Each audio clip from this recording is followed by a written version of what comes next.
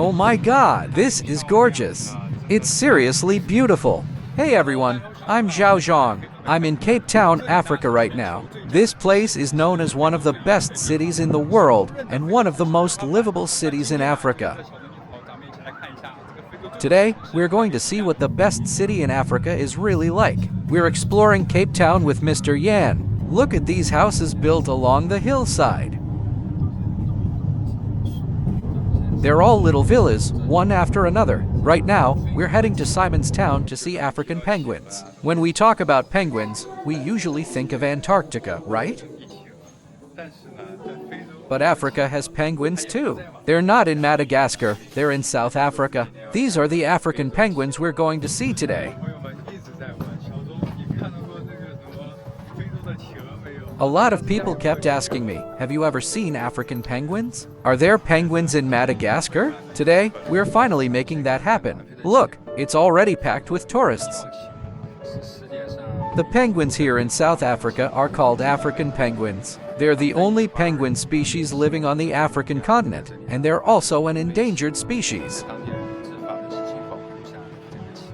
Back in 1982, fishermen in Simon's Town found 2 pairs of penguins here. With careful protection from the local people, the penguin population slowly grew. Guys, there's also a rock hyrax over there. It's so chubby. Wow, wow, wow. Hey little guy, you're here. Look at their eyes. They're pretty unique. There's a pink ring around their eyes, almost like they're wearing eyeshadow. They're not very big. Compared with Antarctic penguins, each one is only about 2 to 5 kilograms. Look at the way they walk. It's so cute, just like my little Huahua back home. That seagull is trying to go after their babies, so these penguins are all on high alert. I feel like that seagull is almost the same size as the penguins. These 2 penguins are fighting now. Oh wow, they're really going at it with their beaks.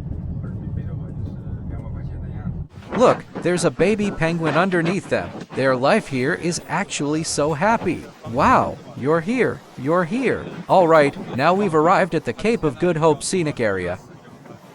This is the most famous cape in all of Africa. The ticket for the Cape of Good Hope is 515 rand, which is about 200 RMB.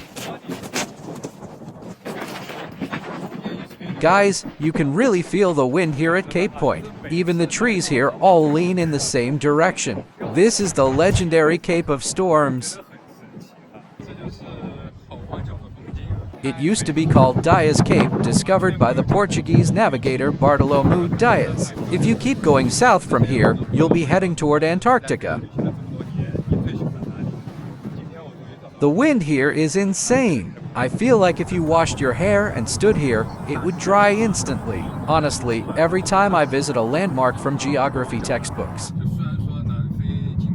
it feels kind of magical. This is the scenery of the Cape of Good Hope. It's so beautiful. I totally get it now. You don't need any filter at all. As long as you take the proper safety precautions, you absolutely have to come here. It's honestly breathtaking. Look, the wildlife here is incredible. Hey, a baboon! And there's an ostrich right over there. Guys, we've made it to the southwestern tip of the African continent, the Cape of Good Hope. There's a famous sign here, and people are lining up to take pictures. The Indian Ocean is on one side, and the Atlantic Ocean is on the other. If you ever visit the Cape of Good Hope, don't just stop at the sign. Check out the rocks over there. There are tons of seals lying around, soaking up the sun. Honestly, this has been one of the most exciting moments of my trip. It completely exceeded my expectations. If you ever come to South Africa, I highly recommend reaching out to Mr. Frog, our local guide. Right now, we're driving along Chapman's Peak Drive, one of the most beautiful. The road is about 9 kilometers long and features 114 curves. It's been used in countless car commercials and even appeared in movie scenes. The scenery here is simply unbelievable. I also love how the road is designed, with plenty of scenic pull-off spots where you can stop and enjoy the view. Those mountains up there are the 12 Apostles. Cape Town truly deserves its reputation as one of the world's greatest cities. We care a lot about good feng shui. Well, Cape Town definitely has it. Table Mountain behind you, the ocean in front of you. Right behind me is the famous Table Mountain, and we're about to take the cable car to the top. Let's grab our tickets first. Hello! One round-trip ticket, please. A round-trip ticket costs 490 Rand, which is about 200 RMB. It's definitely not cheap, but thanks to this video, you just saved yourself the ticket price. Let me show you what Table Mountain looks like. Table Mountain is one of the new 7 wonders of nature. The cable car actually rotates as it climbs, so everyone gets a panoramic view. We've finally made it to the top.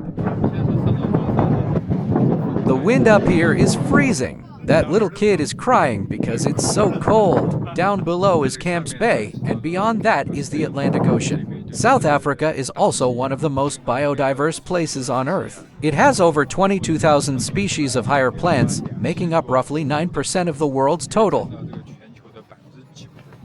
Interestingly, Table Mountain itself doesn't really have an entrance fee. You only pay for the cable car ride. Over there is a viewing platform, and that round stadium is Greenpoint Stadium, built for the 2010 FIFA World Cup. Honestly, the views are absolutely stunning. Since the summit is completely flat, you can walk around freely and enjoy a full 360-degree panorama from every angle. From October through March, during the Southern Hemisphere summer, moist air rises over Table Mountain, cools at the top, and forms a blanket of clouds that drapes over the mountain like a tablecloth. That's why Table Mountain has become the symbol and soul of Cape Town. Just look around, luxury homes everywhere. Living by the ocean here must be incredible. Camps Bay is a popular place where many people, especially locals and international visitors, come to vacation or settle down. And wow, there are so many beautiful people here. Turns out everyone loves taking photos. We've arrived at one of the best viewpoints overlooking Cape Town. Oh my goodness, this is breathtaking. It's honestly so beautiful that it looks like a painting. Now, let's sit back and enjoy one of Cape Town's unforgettable sunsets.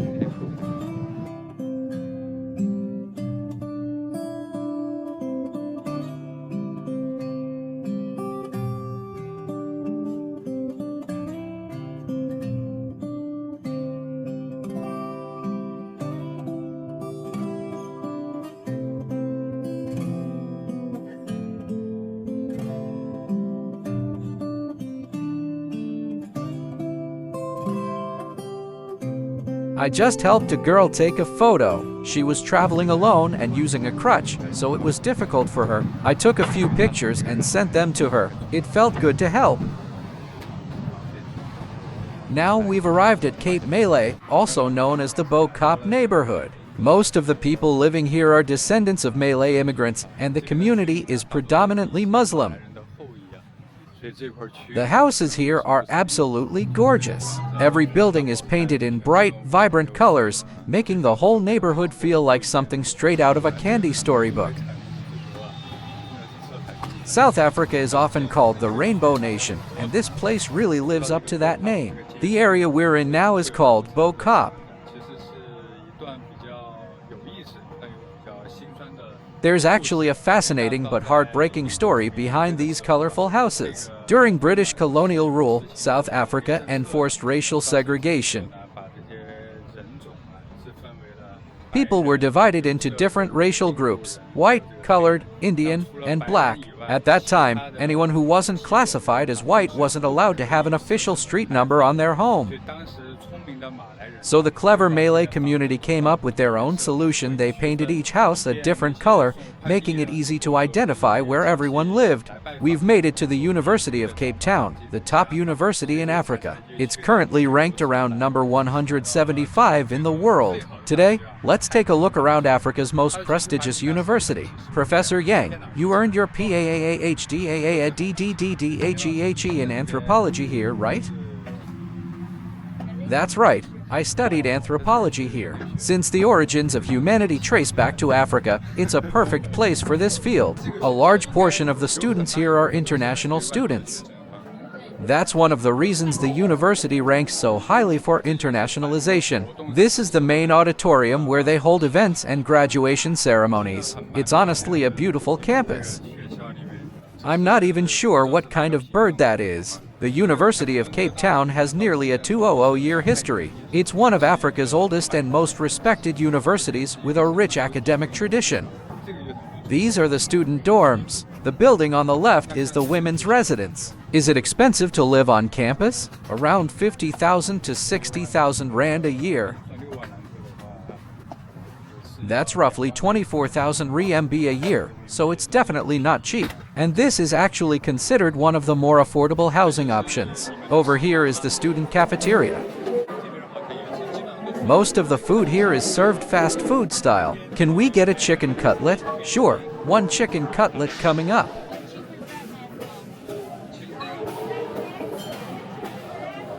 Let's go. Wow, that's huge. This is called a Gatsby sandwich. How much was it again?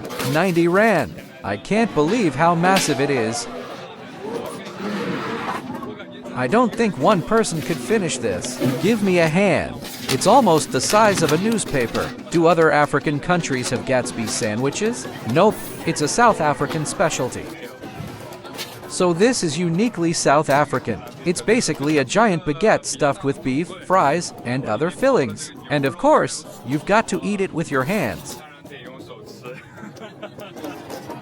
Let's take a bite. Honestly, I think this could easily feed two people. This ginger soda tasted a little strange at first.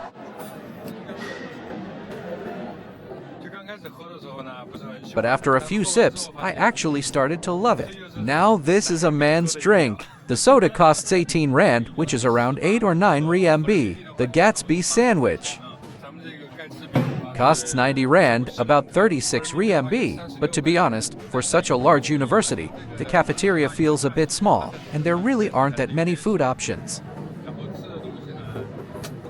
Don't be shy, have another bite. Professor Yang, how much does it cost to study here?